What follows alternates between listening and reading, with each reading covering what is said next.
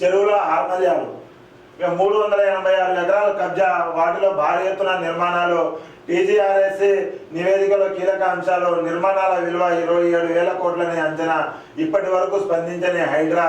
ఇక చూసుకున్నట్టయితే దాదాపుగా పేదల భూములపైనే హైడ్రా పనిచేస్తుందని చెప్పేసి గతంలో ప్రతిపక్ష నాయకులు విమర్శిస్తూనే ఉన్నారు.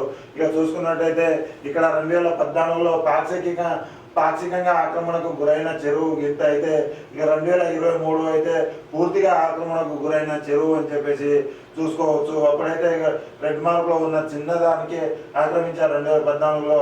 ఇక 2014 నుంచి బీఆర్ఎస్ ప్రభుత్వం పూర్తి కాలం అయ్యేసరికి పూర్తిగా ఆ చెరువుని మాయం చేశారని చెప్పేసి ఇక్కడ తెలుస్తూ ఉంది.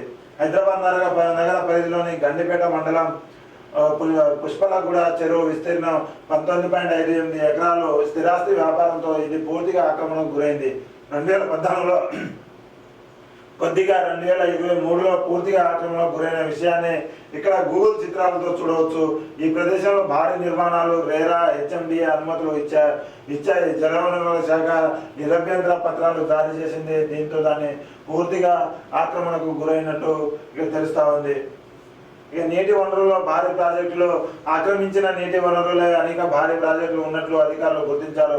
వాటిలో నివాసిత ప్రాంతాలు, వాణిజ్య కట్టడాలు, హై రైజ్ ప్రాజెక్టులు ఉన్నాయి. ఇవన్నీ పూర్తిగానో పాక్షికంగానో నీటి వనరులను ఆక్రమించి కడుతున్నట్లు ఇక గూగుల్ చిత్రాలు తెలియజేస్తున్నాయి. కానీ వీటికి అన్ని అనుమతులు ఉండడం విశేషం. కొన్ని నీటి వనరులు ఆక్రమించి నిర్మిస్తుంటే మరికొన్ని FTL పరిధిలో, ఇంకొన్ని బఫర్ జోన్లో ఉన్నాయని చెప్పేసి ఇక తెలుస్తూ ఉంది.